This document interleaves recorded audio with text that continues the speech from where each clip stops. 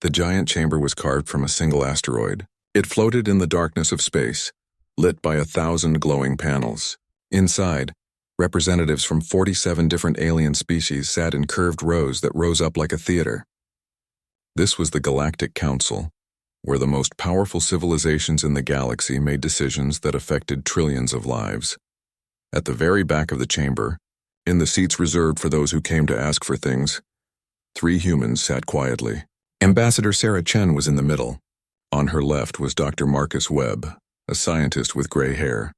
On her right was Colonel James Park, who wore a simple dark suit instead of a military uniform. They looked very ordinary compared to the aliens around them. The Vrakesh representative clicked its mandibles together. The insect-like creature stood on 6 legs, its body covered in shining blue armor. When it spoke, the translation device made its voice sound like metal scraping on metal. "These humans want to join us?" The Vrakesh laughed, a sound like breaking glass. "They have barely left their own star system. They still fight wars on their home planet. What can they possibly offer this council?" Ambassador Chen did not react. She kept her hands folded on her lap and her face calm. Dr. Webb looked down at his tablet. Colonel Park stared straight ahead. They had expected this. The luminary prime speaker floated above its seat. The crystalline being glowed with soft blue light that pulsed when it talked. Its voice sounded like wind chimes. "Humanity has existed for only a few thousand years of recorded history," the luminary said. "We have watched civilizations rise and fall for 1,000,000 years. The humans are children playing with dangerous toys. They create weapons that could destroy their own world. They poison their own air and water. They cannot even agree among themselves on simple matters." Murmurs of agreement rippled through the chamber. Several species made sounds that their translators turned into laughter. The humans remained silent. A massive blob of gas spoke next. The ETH core had no solid body, just a cloud of purple vapor held together by a containment field. Its voice boomed through the chamber. "Look at them sitting there," the ETH core said. "So quiet, so weak. They bring no great technology, no ancient wisdom, no powerful fleets. Why should we waste our time on such a primitive species?" Ambassador Chen allowed herself a small smile, but she said nothing. The other humans did not move. What none of the council members noticed was that some of their sensors had started to give strange readings. The automated systems that monitored the chamber detected tiny fluctuations in power. The security scanners showed brief flickers on their screens, but these warnings were so small that no one paid attention to them. The Vrakesh leaned forward on its 6 legs. Its compound eyes could see more than most species. It could detect heat, movement, even electrical fields. And now, looking at the humans in the back row, it saw something that made its antennae twitch. The shadows behind the 3 humans were wrong. They were too dark, too deep. In a chamber lit by panels from all directions, there should not be shadows that dark. The Vrakesh tilted its head, using different parts of its compound eyes to look at the darkness behind the humans. The shadows moved. It was just a tiny movement, barely visible. But the Vrakesh had hunted prey on its homeworld for 50 years before joining the diplomatic corps. It knew the difference between a natural shadow and something alive hiding in darkness. The insect-like alien opened its mouth to speak, but the luminary prime speaker continued the mockery. "Perhaps in another 1,000 years, humans might have something to offer," the crystal being said. Its light pulsed with what the translator interpreted as amusement. "If they have not destroyed themselves by then." Many young species fail to survive their own adolescence. We have seen it happen dozens of times. More laughter filled the chamber.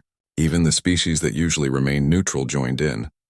The idea of humans joining the Galactic Council seemed like a joke to everyone present, except the humans themselves. They still sat quietly, showing no anger or frustration. This actually made some of the council members more annoyed. The Catharan delegate, a tall being covered in silver scales, noticed this strange calmness. The Catharan were warriors, and they recognized when someone was confident for a reason. The lights in the chamber flickered. Just once, just for a second. Most species did not even notice. But the Vrakesh's compound eyes caught it. So did the Catharan's sharp vision. The shadows behind the humans had definitely moved during that flicker. Ambassador Chen finally stood up. The chamber fell silent as every species turned to look at her. She was small compared to most of the aliens in the room. She wore a simple gray suit with a small Earth flag pin on her collar. She looked completely ordinary. "Thank you for considering our petition," she said. Her voice was calm and polite. "We understand your concerns about humanity. Many of them are valid. We are young. We have made mistakes. We still have much to learn." She paused and looked around the chamber, making eye contact with several of the representatives. The Vrakesh noticed that her eyes held no fear, no anger, just a strange kind of patience. "However," Chen continued, "we did want to ask formally before taking any other steps." It seemed like the polite thing to do. The ETH core's gaseous form rippled with what might have been confusion. "Other steps? What other steps could you possibly take? You have no power here, human." Ambassador Chen's smile grew a little wider. "We have friends," she said simply. "And they have been very patient while we went through the proper diplomatic channels. But I'm afraid that patience is running out." The lights flickered again. This time everyone noticed. The flicker lasted longer, and when the lights came back to full strength, several of the security systems started beeping urgent warnings. The Council's chief of security, a four-armed Kelon, checked its displays frantically. "Prime Speaker," it said, its voice worried. "We are detecting massive power signatures appearing throughout the chamber. The sensors show. I do not understand these readings. They should not be possible." The luminary Prime Speaker's glow shifted from blue to orange, a sign of alarm. "Explain yourself, human. What is happening?" Ambassador Chen gestured to the shadows behind her. "Perhaps they should explain themselves," she said. The shadows moved again, but this time they did not just shift slightly. They peeled away from the wall like liquid darkness flowing upward. The three humans remained perfectly still as the shadows rose behind them, growing taller and taller. Shapes began to form in the darkness. Not organic shapes, not anything the Council had seen before. The shadows solidified into figures that seemed to be made of metal and energy combined. They were tall, at least 3 meters high. Their bodies looked almost like armor, but armor that moved like living tissue. Where their faces should have been, there was only smooth, dark material that reflected no light. More figures appeared throughout the chamber. They had been there the whole time, hiding in plain sight, invisible to every sensor the Council possessed. Now they revealed themselves, standing silent and still in the spaces between the Council seats. The chamber filled with sound. It was not a voice exactly. It was like dozens of voices speaking in perfect harmony, clicking and humming and resonating together. The translation system struggled to process it, and when they did, the words appeared on every screen in the chamber at the same time. "We are the forgotten. Humanity speaks for us now." Silence. Complete, absolute silence. 47 species, many of whom had never agreed on anything in their entire history. All sat frozen in shock. Even the Vrakesh, with its warrior instincts, did not move. Even the Ethicor, which had no real body to freeze, held perfectly still. The forgotten. That was a name from ancient stories, a name from legends so old that most species thought they were just myths. The first civilization, the ones who came before everything else, the ones who had built wonders that made current technology look like children's toys, the ones who had been extinct for 3 million years. Ambassador Chen remained standing, her hands still folded calmly. She looked out at the Council members who had been laughing at her just moments before. Now their faces showed fear, confusion, and dawning realization. "As I said," Chen spoke quietly into the silence. "We wanted to ask politely first." The luminary Prime Speaker took almost an hour to recover enough to speak. Its crystalline body had shifted from orange alarm to a deep red that no one in the chamber had ever seen before. Around the room, Council members whispered to each other in dozens of languages.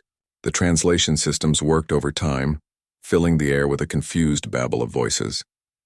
The forgotten stood motionless. They did not threaten anyone. They did not move toward the Council members. They simply existed, tall and silent, their dark forms absorbing the light around them.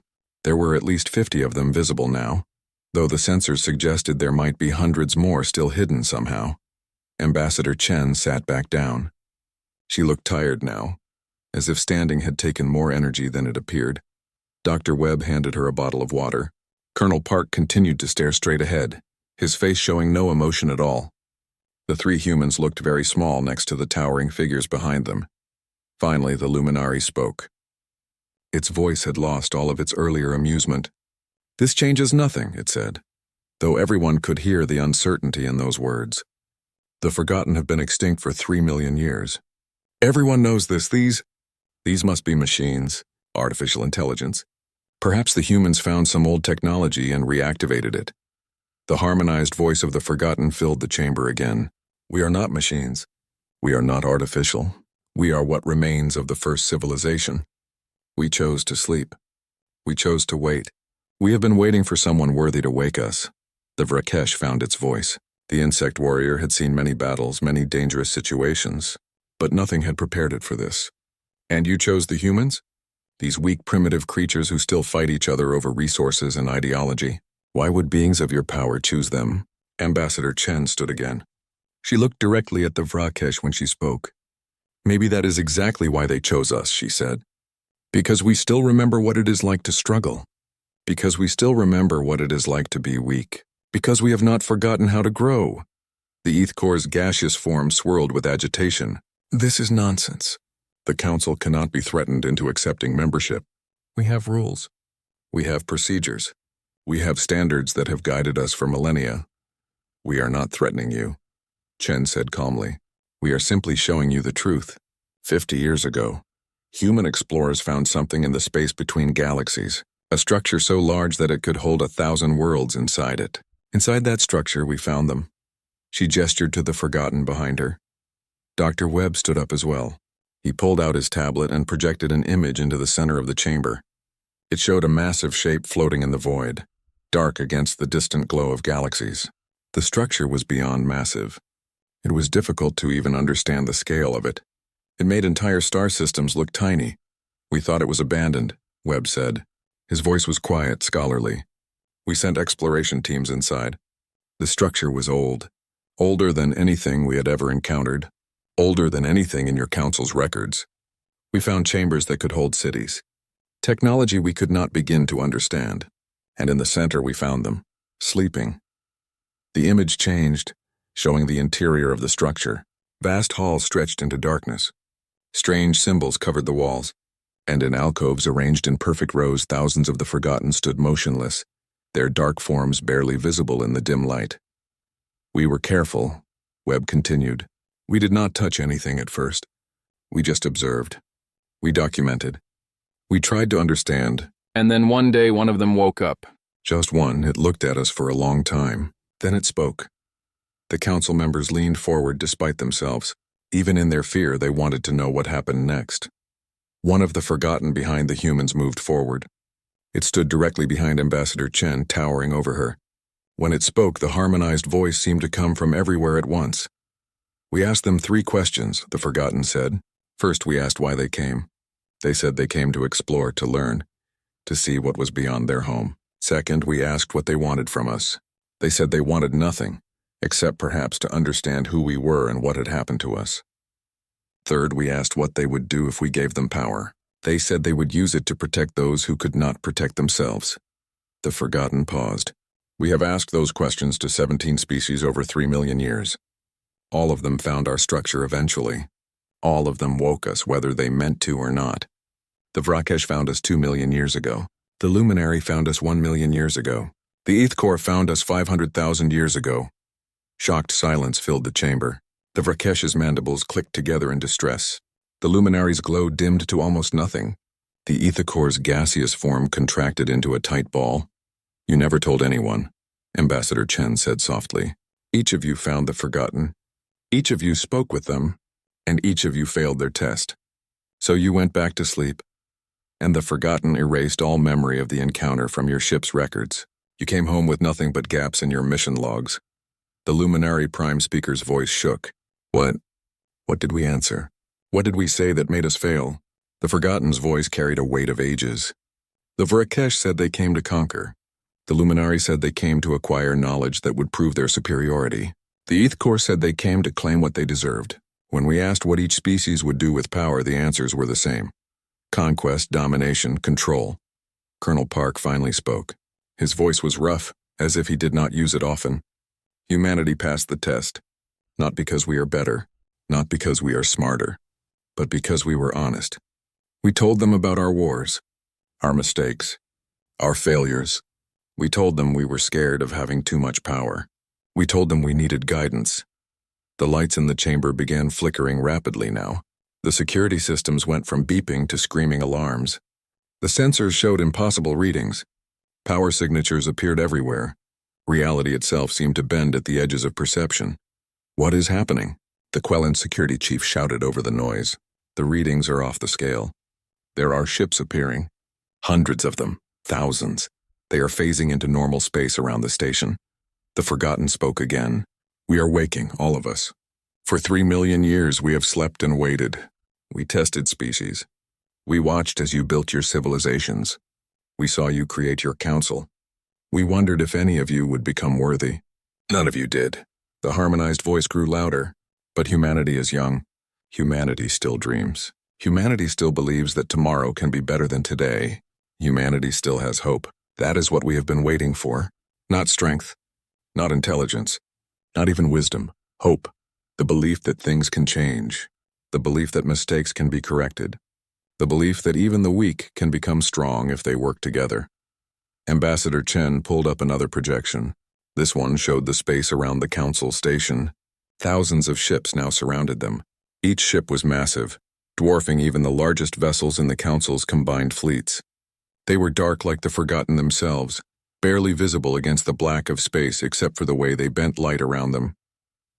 "You wanted to know what we could offer the council?" Chen said. "We offer partnership. We offer the knowledge of the Forgotten. We offer their technology.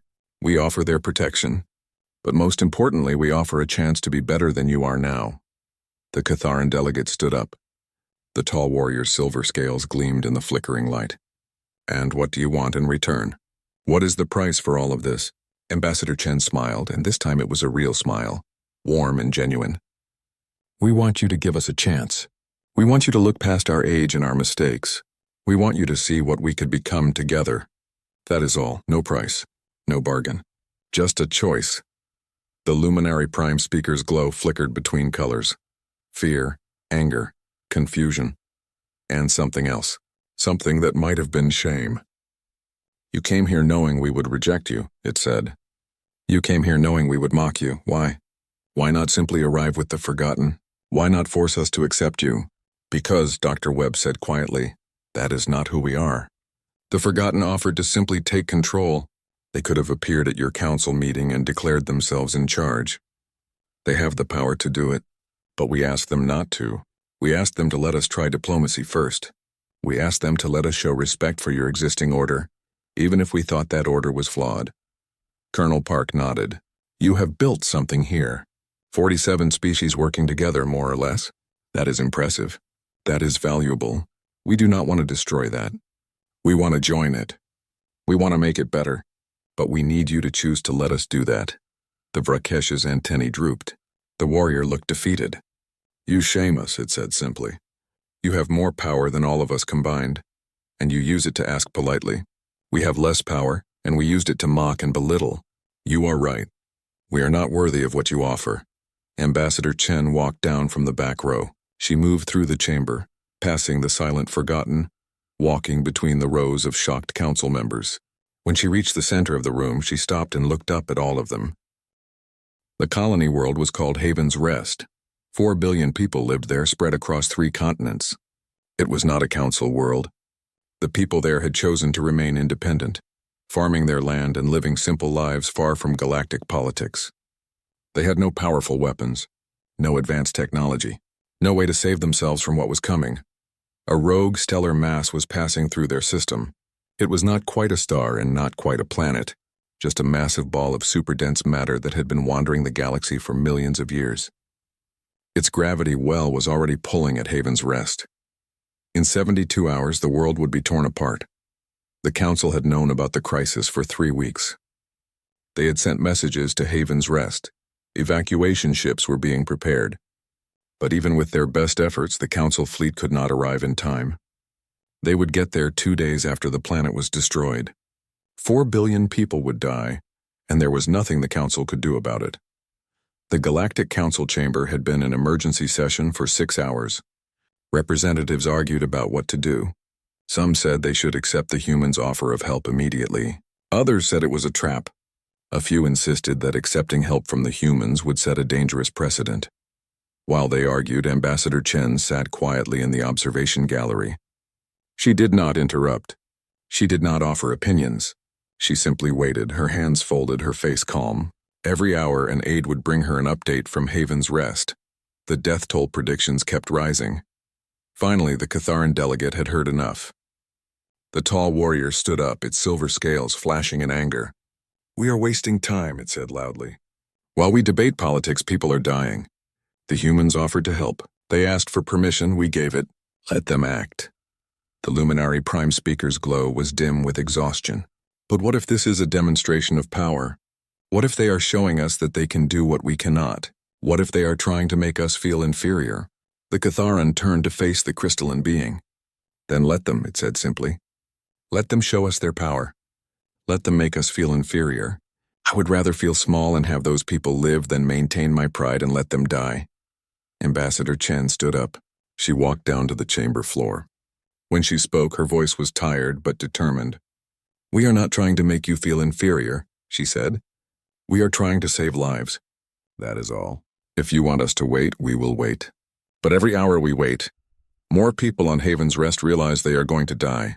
Every hour we wait, parents try to explain to their children why they cannot be saved. Every hour we wait, the situation gets worse."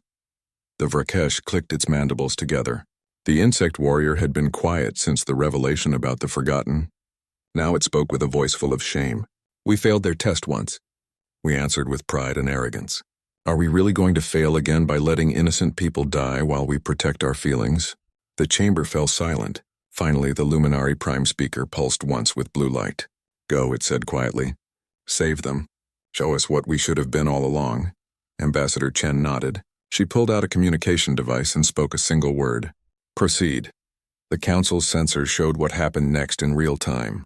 50 forgotten ships appeared in orbit around Haven's Rest. They did not phase in slowly. They did not emerge from warp space. They simply appeared, as if they had always been there and everyone had just not noticed until now. Each ship was massive, but they moved with grace and precision. They arranged themselves in a perfect sphere around the planet. On Haven's Rest, people looked up to see the dark shapes blocking out the sun. Panic spread. Many thought it was an invasion. Dr. Webb appeared on every screen on Haven's Rest. His face was kind, his voice gentle. "People of Haven's Rest," he said. "My name is Dr. Marcus Webb. I represent humanity and our friends, the Forgotten. We know you are in danger. We know you are scared. We are here to help. Please do not be afraid." On the planet below, the colonists watched as the ships began to glow. Energy fields formed between the vessels, connecting them in a web of light. The web grew brighter and brighter until it surrounded the entire planet. In the council chamber, the technical experts frantically analyzed the sensor data. "They are generating a gravitational field," one expert said, its voice filled with disbelief. "No, multiple fields. They are layering them, creating a bubble. They are shielding the entire planet from the stellar mass's gravity well." "That is impossible," another expert said. "The energy required to do that would drain an entire star. No civilization has that kind of power." Ambassador Chen smiled slightly. "They do not draw power from stars," she said. "They draw power from the fabric of space itself. That is what made them the first civilization. They learned to tap into the fundamental forces of reality." The council watched as the rogue stellar mass passed through the system. Its gravity well was so powerful that it bent light around it. It should have ripped Haven's Rest apart like a paper bag, but the energy shield held. The planet barely shook. On the surface, people hugged each other and cried. They had been certain they were going to die.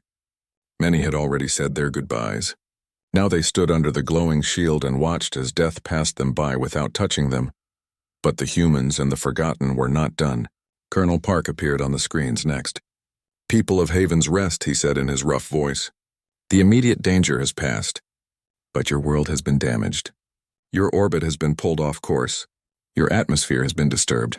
You have several months before these problems become critical. We would like to fix them with your permission." The leader of Haven's Rest was an old woman named Alara. She had lived on this world for 90 years. She had raised 5 children here. She had buried 2 husbands here. She had never wanted anything to do with the galactic powers. But now she stood in her simple office and looked at the human on the screen. "Why?" she asked simply. "Why would you help us?" We are nothing to you.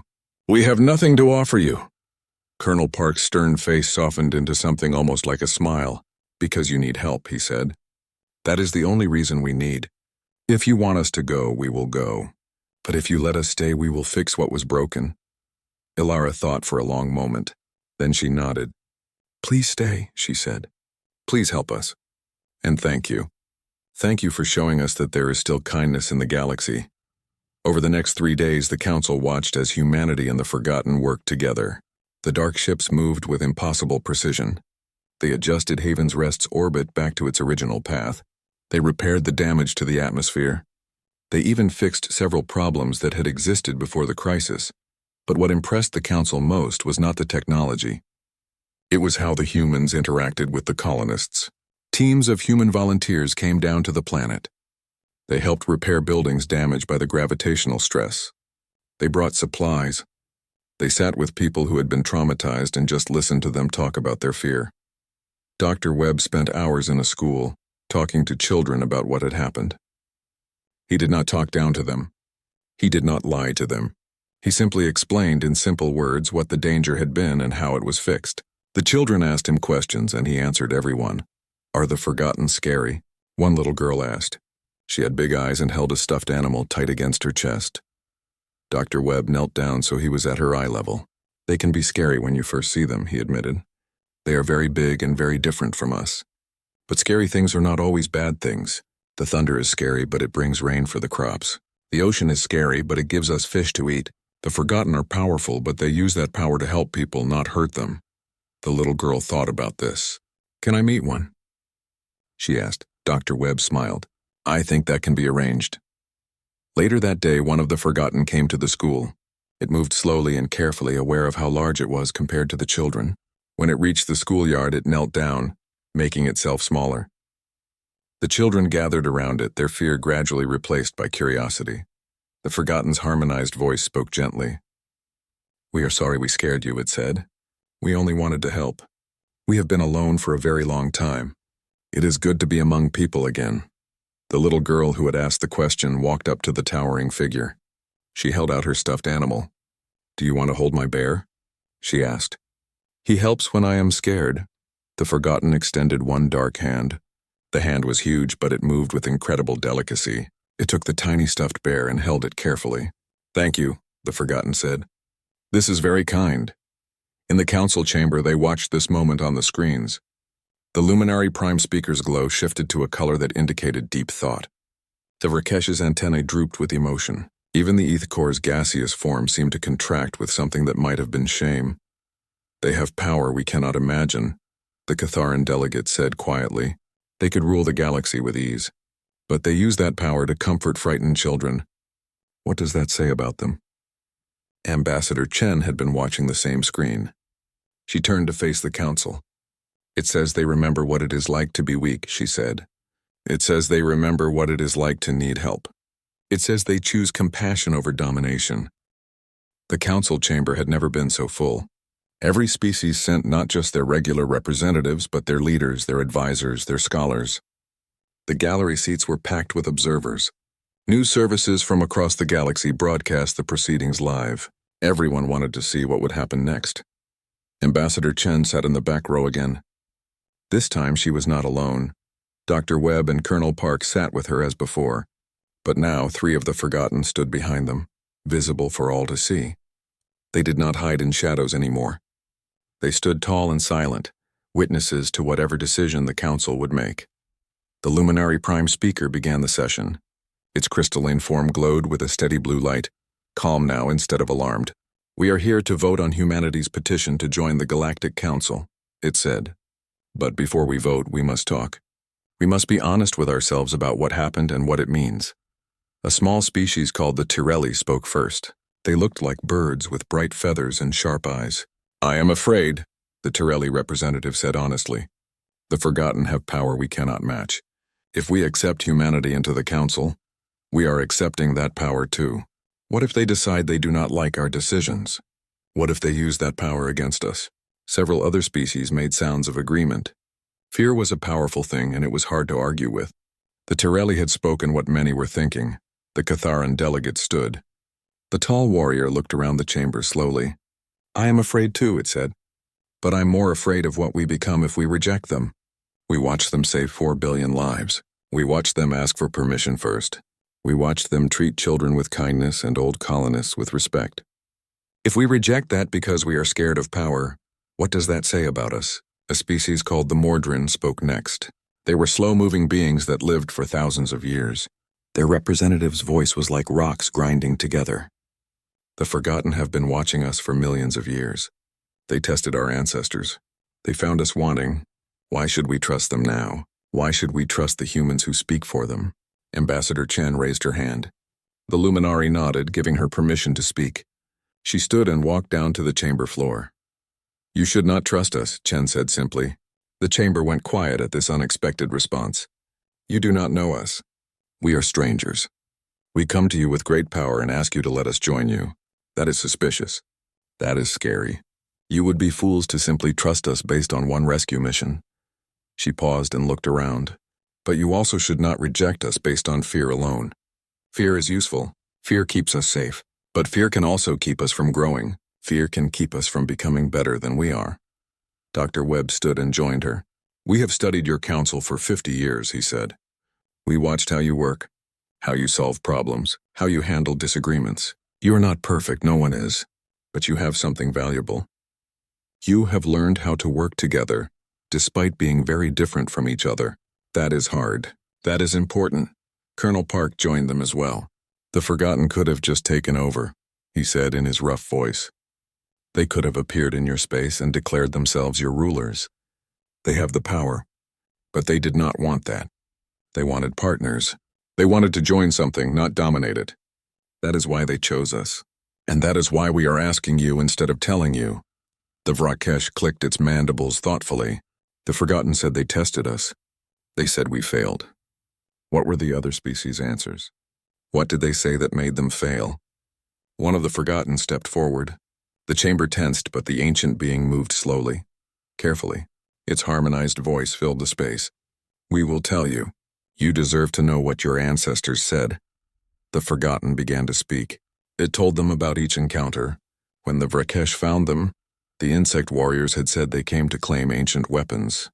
When asked what they would do with power, they said they would use it to conquer their enemies and expand their territory.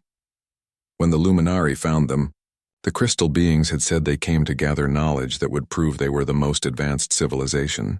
When asked about power, they said they would use it to ensure other species followed their superior wisdom. Species after species had come to the Forgotten with pride and ambition. Each one wanted power for themselves. Each one saw the Forgotten as tools to be used or threats to be controlled. None of them asked what the Forgotten wanted. None of them offered partnership. The Vrakesh's antennae drooped with shame. We were young then, it said. We were different. We have grown since that time, have you? The Forgotten asked gently. When the humans asked to join your council, what did you do? You mocked them. You laughed at them. You dismissed them without even considering their petition. You are older now, more experienced. But are you truly different? Silence filled the chamber. It was an uncomfortable silence, the kind that comes when someone speaks a truth that hurts. The Luminari Prime Speaker's glow dimmed. We are still proud, it admitted. We still think we are better than younger species. We still judge others by their age instead of their character. You are right to question whether we have truly grown. A new voice spoke. It came from a species that rarely participated in council debates. The whispers were small, shy beings that preferred to observe rather than engage. But now their representative stood. I have a question, the whisper said in a voice so quiet that everyone had to lean forward to hear. For the humans, what do you want from us, really? Not the diplomatic answer. The truth. Ambassador Chen looked at Dr. Webb and Colonel Park. They nodded. She took a deep breath and answered honestly. We want to learn from you, she said. We want to see how you have made this work. 47 different species all working together. That is amazing. That is beautiful. We have not even managed to unite all of humanity yet. We still have conflicts. We still have disagreements. We want to be part of something bigger than ourselves. We want to grow up, Dr. Webb added, and we want to help. We have resources now. We have knowledge from the Forgotten. We have technology that could solve problems. But we are smart enough to know that technology alone does not solve anything. We need wisdom. We need experience. We need guidance. That is what you have, Colonel Park finished. And we want friends. The universe is big and cold and empty. We do not want to face it alone. We do not want the forgotten to face it alone. We want to be part of a community. That is all. No conquest. No domination. Just partnership. The whisper sat down slowly. I believe them, it said simply. I do not know why. But I do. The ETH core's gaseous form swirled. But what about the power imbalance? What happens when we disagree with them? What happens when they want something and we say no? Will they force us? Ambassador Chen nodded. That is a fair question. Let me propose something. If you accept us into the council, we will agree to several conditions. First, humanity gets one vote, just like every other species. Not one vote for humanity and one for the forgotten. Just one vote total. Second, she continued, the forgotten will not directly participate in council politics. They will share their knowledge freely. They will help with technical problems. But they will not vote. They will not demand. They will only offer. Third, she said, any member species can call for a review of our membership at any time. If the majority votes that we have broken trust or misused our position, we will leave peacefully. No threats, no retaliation. We will simply accept your decision and go. The chamber buzzed with conversation. This was unexpected. The humans were offering to limit their own power voluntarily. They were giving the council a way to remove them if needed. The Catharan delegate stood again. I have heard enough, it said. The humans saved 4 billion lives. They asked for permission. They showed us respect even when we showed them none. They offered to limit their own power. They treat us as equals even though they could treat us as inferiors.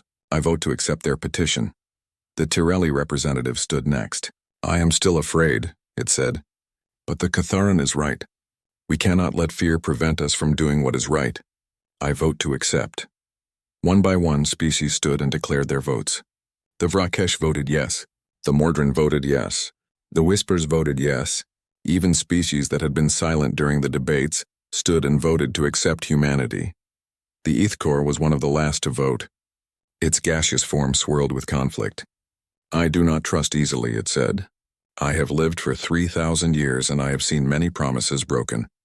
But I have also seen what happens when fear rules us. I vote to accept, with the conditions the humans offered. Finally, only the Luminari remained. The Prime Speaker's crystalline form pulsed with many colors, showing internal conflict. When it spoke, its voice was heavy with emotion.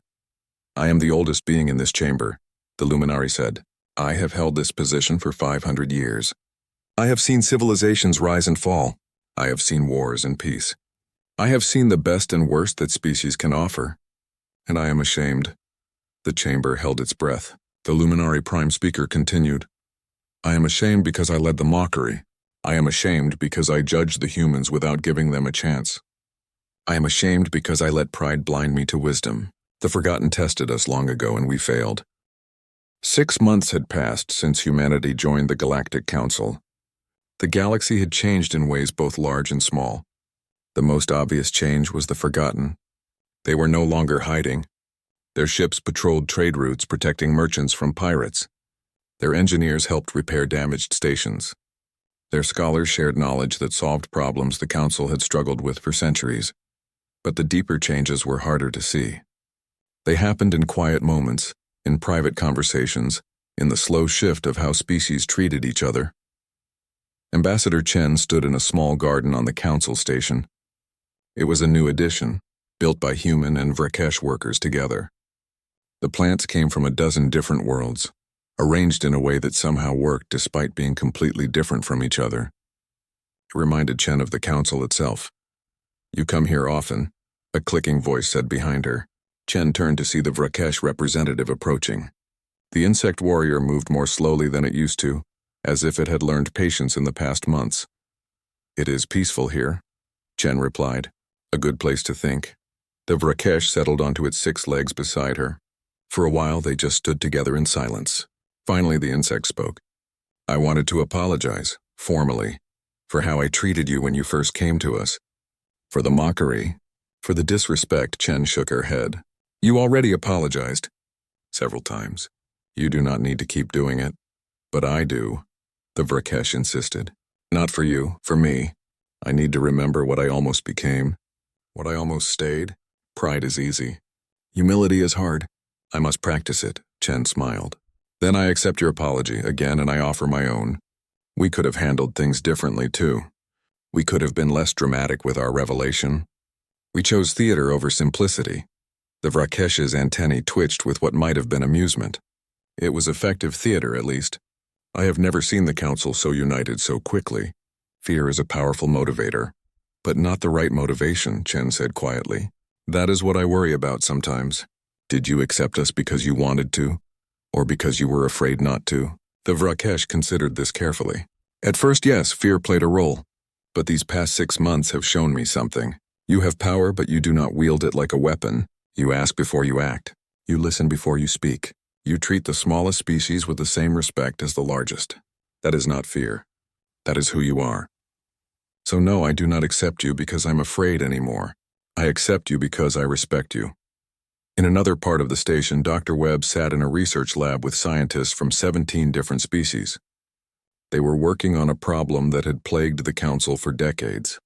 A disease that affected multiple species but resisted all treatments. The Forgotten have given us access to their medical database, Webb explained. He projected an image into the center of the room. It showed molecular structures that most of the scientists had never seen before. They encountered this disease 3 million years ago. They developed a cure, but the cure will not work for all of you. Your biology is too different. A luminary scientist, its crystalline form glowing with concentration, studied the structures. Then why show us? If the cure does not work, what good is the knowledge? Webb smiled, because the Forgotten did not just give us the cure. They gave us the process, how they developed it, how they tested it, how they adapted it for different biologies. With this knowledge, we can develop our own cures that work for each of your species specifically. A Torelli scientist chirped excitedly. This is not just a cure. This is a teaching. They are showing us how to fish instead of giving us fish. Exactly, Webb said. The Forgotten have knowledge, yes, but they do not want to just give you answers. They want to help you learn how to find answers yourselves. That is their gift. Not technology, not power, education.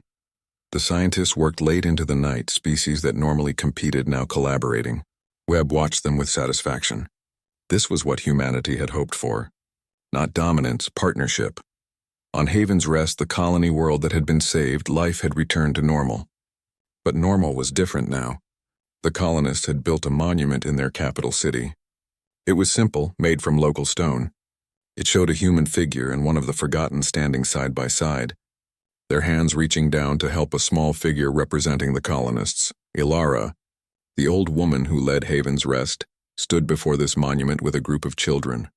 They were on a field trip learning about the rescue. The little girl who had offered her stuffed bear to the Forgotten was among them. Why did they save us? One child asked. We are not important. We are not powerful. Why did they care? Ilara smiled. That is exactly why they saved us, she said. Because we needed help. Not because we deserved it or earned it or paid for it. Just because we needed it. That is what makes them different. They measure worth by need, not by power. The little girl with the stuffed bear touched the monument gently. I am glad they woke up, she said. The galaxy seems nicer now. Back in the council chamber, a special session was being held. It was not about a crisis or a conflict. It was about something new. The council was voting on a proposal to create educational exchanges. Young beings from each species would spend time on other species' worlds, learning their cultures, their languages, their ways of thinking. It was Ambassador Chen's idea, but it had been refined by input from dozens of species. The Catharan had suggested military academies share training methods. The Luminari proposed cultural festivals. The Whispers recommended quiet spaces where different species could simply observe each other without pressure to interact. The vote was not unanimous. Some species worried about the cost. Others feared cultural contamination. But the majority saw value in the idea. The proposal passed. After the session, the Luminari Prime Speaker approached Chen. Its crystalline form glowed with warm colors. You have changed us, it said simply. Not with force. Not with threats, with hope. You made us remember that we could be better than we are. Chen shook her head.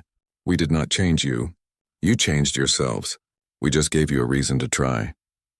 That evening, Chen, Webb, and Park met with the Forgotten in a quiet room away from the busy corridors. 3 of the ancient beings sat with them, having learned to make themselves smaller and less intimidating for these private meetings. We have been watching, one of the Forgotten said. We see how the Council is changing. We see how species interact now. We see cooperation where there was competition. We see curiosity where there was suspicion. This is what we hoped for.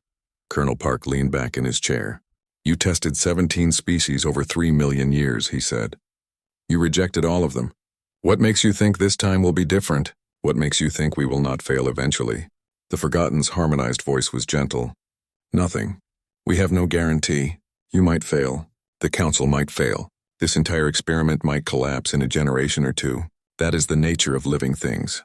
You are not perfect. You never will be, Dr. Webb frowned. Then why wake up? Why go through all of this if you think it might fail? Another Forgotten spoke. Because trying and failing is better than never trying at all. Because growth requires risk. Because the alternative is to sleep forever, dreaming of what might have been. We would rather be awake and uncertain than asleep and safe. Ambassador Chen understood. That is why you chose us, she said. Not because we are perfect, but because we still try despite knowing we might fail. Because we still hope despite knowing hope can be disappointed. Yes, the Forgotten said. Exactly yes. The other species we tested wanted guarantees. They wanted certainty. They wanted to know that if they partnered with us, they would benefit. But you never asked for guarantees. You just asked if we wanted to try together. That courage to face uncertainty is what we have been waiting for. A year passed, then 2, then 5. The Council continued to grow and change. Not every day was easy. There were disagreements. There were conflicts. Some species still struggled with old prejudices. Some proposals failed. Some initiatives did not work as hoped. But slowly, steadily, things got better. Trade increased. Conflicts decreased. Scientific collaboration produced breakthroughs. Cultural exchanges created friendships.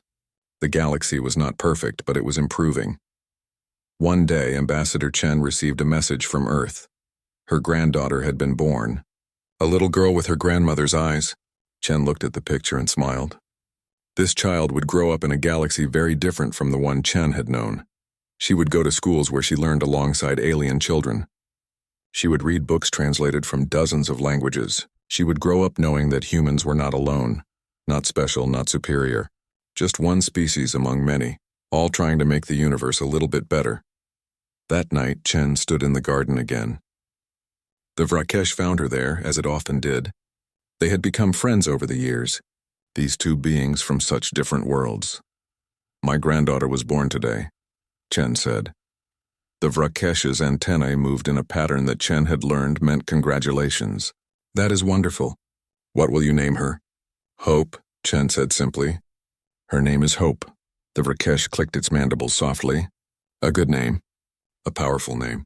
She will carry it well.